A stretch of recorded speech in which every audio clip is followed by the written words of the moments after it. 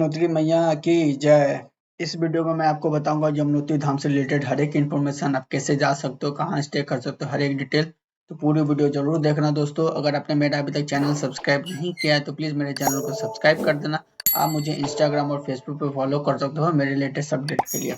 यमुनोत्री धाम जाने के लिए हरिद्वार से 2 रास्ते हैं। पहला ऋषिकेश, चांबा, धरासू, बाड़कोट और जानकी चट्टी होते हुए। दूसरा देहरादून, मसूरी, नौगांव, बरकोट और जानकी चट्टी होते हुए।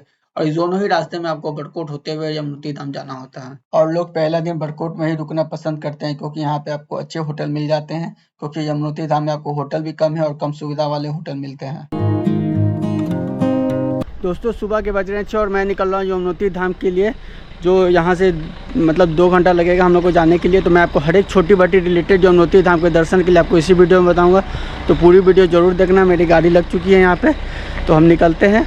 तो आपको सारी डिटेल बताता हूँ आगे इसी वीडियो में। बरकोट में पहला दिन रुकने के बाद आपको अगले दिन अर्ली मॉर्निंग 45 किलोमीटर का यात्रा करके जानकी चट्टी पहुँचना पड़ता है, जहाँ से आप 6 किलोमीटर का ट्रैक करके यमुनोत्री धाम पहुँचते हो।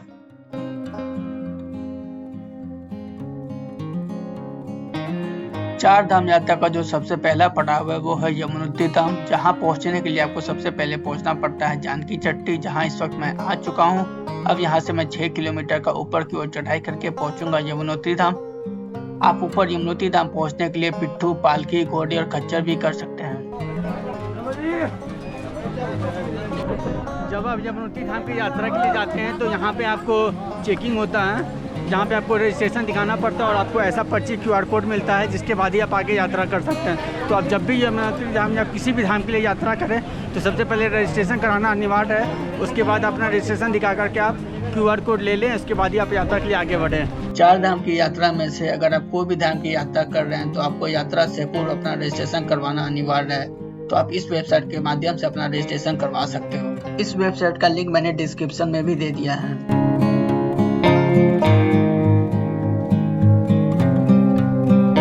और ट्रैक के शुरुआती रास्तों में आपको ATM की फैसिलिटी भी मिल जाएगी।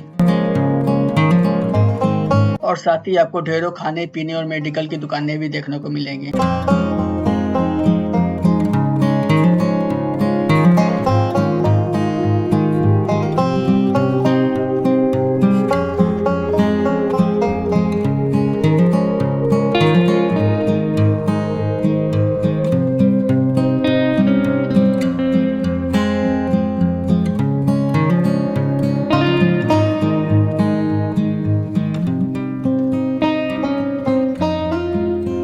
यमुनोत्री धाम के ट्रैक के रास्ते आपको केदारनाथ जी के ट्रैक के रास्ते जितना चौड़ा नहीं मिलेगा। और इसके साथ ही आपके मोबाइल में नेटवर्क भी आता जाता रहेगा पूरे रास्तों, तो अपने साथ कैश जरूर रखें।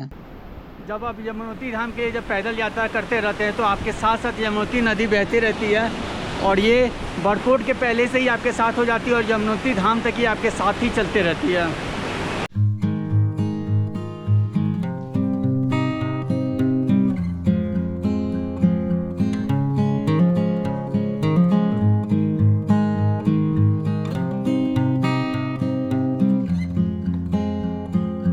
देख रहे हो कि पूरे ट्रैक पे भीड़ कम है, क्योंकि मैं ऑफ सीजन चल रहा हूँ, मानसून के समय। इस समय बिल्कुल भी क्राउड नहीं रहता है। यात्रा का जो बेस्ट टाइम होता है वो सितंबर टू नवंबर होता है।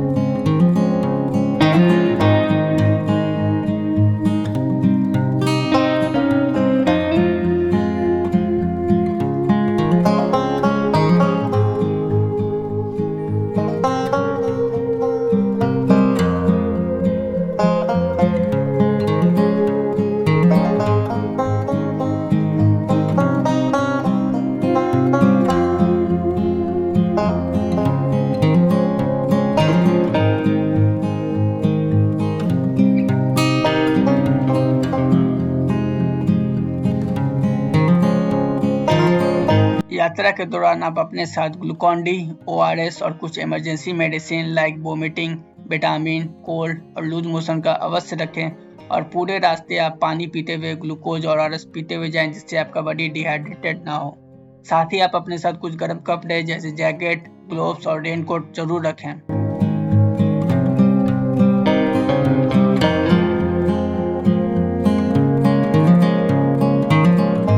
यमुनोत्री धाम का शुरुआती 2 किलोमीटर का चढ़ाई तो बहुत आसान होता है, पर जैसे ही आप ये ब्रिज पार करते हो, अगले 4 किलोमीटर का अच्छी चढ़ाई करनी होती है, जो आपको पूरी तरह से थका देती है, लेकिन आप यात्रा को रुक कर बीच बीच में यात्रा का आनंद लेते हुए कर सकते हो।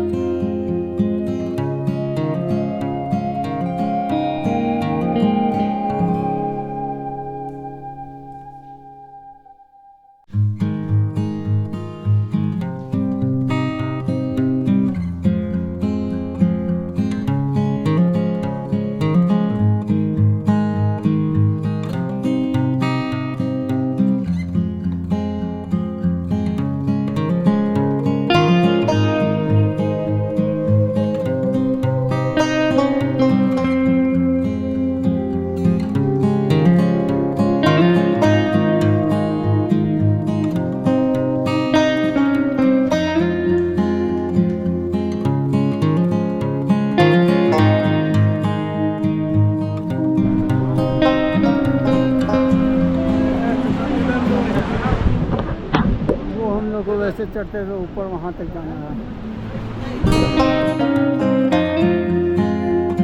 यमुनोत्री धाम पर जब दूरी रह जाता है बस 1 किलोमीटर, तो आपको ट्रैक के रास्ते में ये पहला मंदिर मिलता है, जो कि है भैरव बाबा का मंदिर। तो आप यहाँ रुक कर इनके दर्शन कर और थोड़ा रेस्ट कर ही आगे यमुनोत्री धाम के लिए बढ़े।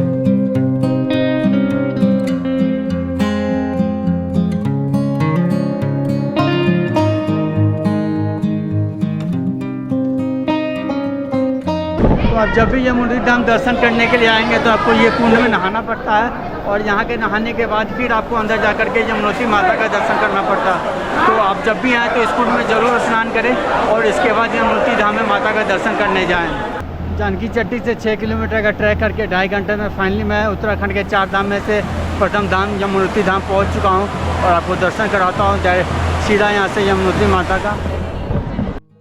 यमुनोत्री धाम 4 धाम की यात्रा में से सबसे प्रथम धाम आता है, और यहाँ का कपाट सबसे पहले खुलता है, और ये पूरी 6 महीने के लिए यहाँ की कपाट खुली रहती है।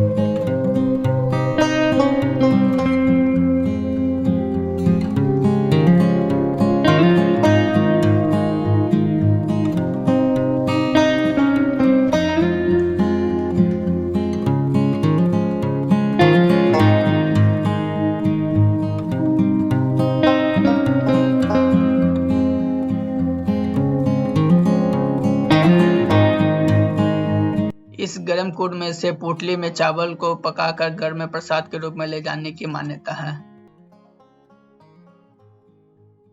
मंदिर का प्रांगण यहाँ ज्यादा बड़ा नहीं है और यहाँ रहने की व्यवस्था भी नहीं है, तो हमें सेम डे वापस 6 किलोमीटर का ट्रैक करके नीचे जाना होता है।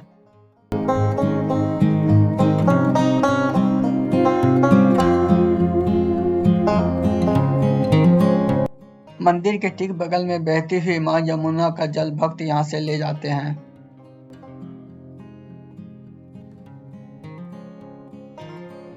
मेरे यात्रा पे यमुनोत्री धाम पे ये 2 छोटे बच्चे मिले हैं जो पैदल ही यात्रा करके ऊपर तक गए थे और नीचे भी आपने पैदल यात्रा पे आ रहे हैं। आइए इनसे बात करते हैं। बाबू तुम्हारा नाम क्या है? सक्षम कुमार। कितने साल के हो? 7 साल के। कोई दिक्कत नहीं हुआ यात्रा करने में? तुम्हारा क्या नाम है बाबू? सिद्धार्थ। तुम कितने साल के हो? 11 साल के। तो ये एक 7 साल का बच्चा और एक 11 साल का, ये पैदल ही ऊपर तक गया और फिर पैदल ही नीचे आया। बोलो यमुनोत्री मैया की जय।